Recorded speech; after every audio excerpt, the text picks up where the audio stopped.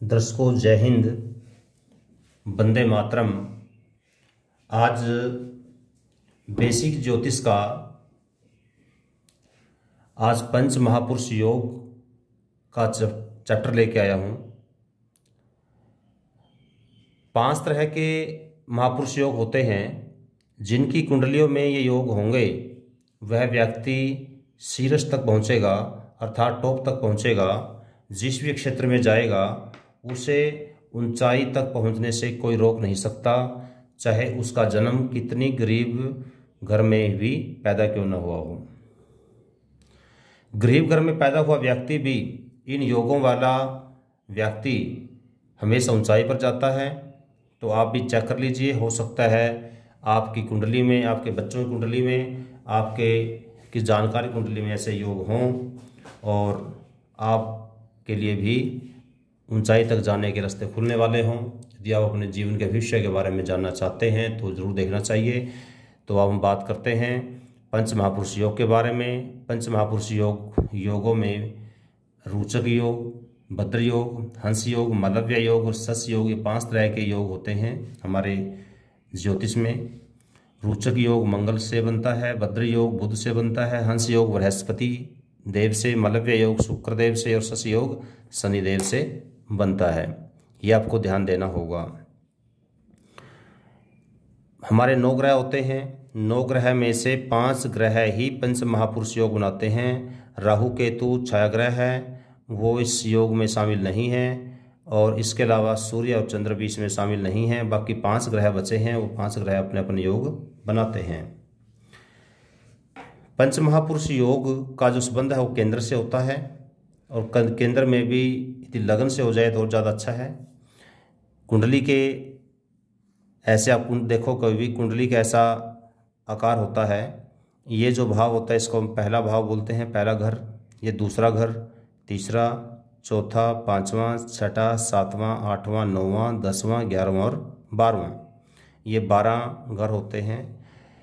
ये जो योगों की मैं बात कर रहा हूँ, इन योगों का सीधा संबंध इन केंद्र भावों से है। ये त्रिकोण स्थान होते हैं, यहाँ पर भी वही ग्रह यहाँ पर भी अपना रिजल्ट, अच्छा रिजल्ट देते हैं। पर जो पंच महापुरुष योग का जो अच्छा रिजल्ट है वो सबसे ज़्यादा इन केंद्र में ही मिलता है। अब हम बात करते हैं सबसे पहले रोचक योग के बारे में। देखो, रोचक योग आपको बताया था कि ये मंगल ग्रह की वजह से बनता है।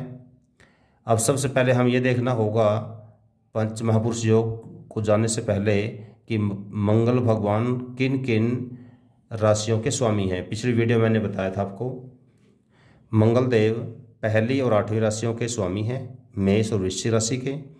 और मंगल देव 10वीं राशि मकर राशि में उच्च के होते हैं। तो आपने 3 राशियाँ याद रखनी हैं, 2 राशियाँ उनके स्वामी तत्व की और 1 राशि उनकी उच्च तत्व की। तो ये 3 राशियों में ही जो मंगल देव है ये योग बनाएगा।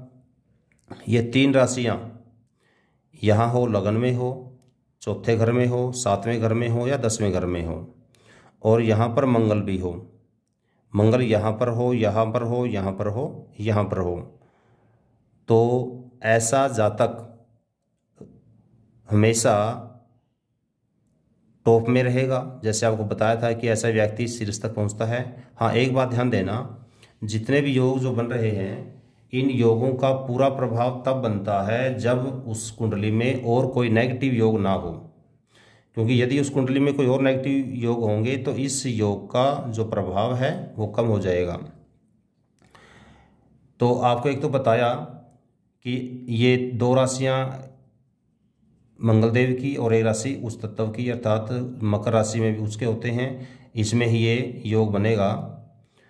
आपको ध्यान ये देना होगा कि ऐसा कभी मत सोचना कि यदि यहाँ मंगल है, यहाँ मंगल है, ये यहाँ मंगल है, आपने मंगल देखा और आप सोचने लगे कि रोचक योग बन रहा है। ऐसा नहीं है। रोचक योग के लिए राशियों का बहुत महत्व है। मंगल देव जहाँ बैठे हैं, यदि इन राशियों में होंगे, केवल 3 राशियों में, ध्यान देना, 1, 8 और 10 राशि में होंगे, केवल तब ये रोचक योग बनेगा, अदरवाइज ये योग नहीं बनेगा। और यदि ये पहली कंडीशन होगी। दूसरी होता है कि मंगल देव यदि चंद्र से पहले चौथे, 7वें, 10वें स्थान पर हो तो इस योग में और ज़्यादा वृद्धि हो जाती है। उदाहरण के लिए यहाँ चंद्र हो और मंगल यहाँ पर हो, अर्थात चंद्र से 7वें हो गया और मंगल 1, 8, 10 में होना चाहिए। ये ध्यान देना, मंगल 1, 8, 10 में ही होगा तो ये योग बनेगा। तो चंद्र यहाँ है तो मंगल यहाँ हो सकता है, मंगल यहाँ हो सकता है, मंगल यहाँ हो सकता है, या चंद्र यहाँ पर हो तो इसके साथ भी हो सकता है, यहाँ हो सकता है, यहाँ हो सकता है। अर्थात यदि चंद्र का बल मिल जाए तो और सोने पे सुहागा है। त्रिकोण स्थान ये होते हैं। त्रिकोण स्थान में भी यदि 1, 8, 10 राशि में मंगल देव हो तो भी अच्छा रिजल्ट देते हैं। तो इसमें हम ये कह सकते हैं कि एक उच्च श्रेणी का रोचक योग, एक मध्यम श्रेणी का और निम्न श्रेणी का, सबसे उच्च श्रेणी का जो रोचक योग है यहाँ बनता है। उसके बाद हालांकि ये केंद्र का स्थान है पर लगन है ये। बाकी के जो केंद्र स्थानों के जो 3 भाग बचे हैं, 3 घर बचे हैं, उनमें रोचक योग इससे थोड़ा सा कम प्रभाव देगा पर अच्छा रिजल्ट देगा। और इसके बाद यदि यहाँ पर है तो यहाँ पर इनसे थोड़ा कम होगा पर अच्छा रिजल्ट देगा। अब थोड़ा सा उदाहरण के रूप में ये कुंडली ली है मैंने। ये कुंडली ये है हमारे आदरणीय प्रधानमंत्री श्री नरेंद्र मोदी की कुंडली, जो गूगल से उठाई है। उनके आप देखोगे ये वृश्चिक राशि है, लगन में चंद्र मंगल दोनों इकट्ठे बैठे हुए हैं। तो पूरी कुंडली का विश्लेषण आज नहीं करेंगे, मैं केवल रोचक योग के बारे में बात कर रहा हूँ। अब देखो कंडीशन अब क्लियर होगी, अर्थात 8वीं राशि में मंगल है और दूसरी कंडीशन क्या थी कि यदि चंद्र का बल मिल जाए तो और ज़्यादा अच्छा है, तो चंद्र का बल भी मिल गया। तो ऐसा जो जातक है, रोचक योग वाला जो जातक है, कोई भी हो सकता है वो एनीबॉडी। एक तो ऐसा जातक हमेशा विरोधियों पर हमेशा हैवी रहता है, विरोधी कभी उसको हरा नहीं सकते। जब प्रबल रोचक योग हो तो ऐसी स्थिति में विरोधियों के बस की बात नहीं होती कि ऐसे व्यक्ति को हरा पाए। यदि वो स्पोर्ट्स के क्षेत्र में है तो इंटरनेशनल तक खेल सकता है, ओलंपिक तक जीत सकता है। राजनीति के क्षेत्र में है तो सर्व स्थान पर जा सकता है। और ऐसे ही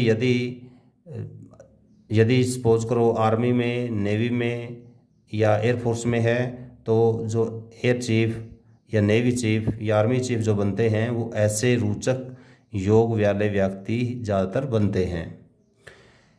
कहने का मतलब ये है कि क्योंकि रोचक योग बनता है मंगल से। मंगल किसका कारक है? मंगल है पराक्रम का कारक, सेनापति का कारक। तो जहाँ पर भी मंगल उसका होगा तो अपना जो प्रभाव क्षेत्र है वो बढ़ाएगा। अर्थात जिस क्षेत्र में रहेगा वो हमेशा नेता बन के रहेगा, हमेशा सेनापति बन के रहेगा, जहाँ पर भी रहेगा। तो ये था रोचक योग के बारे में। अब हम अगली वीडियो में आपके दूसरे भद्र योग और हंस योग के बारे में बताएंगे।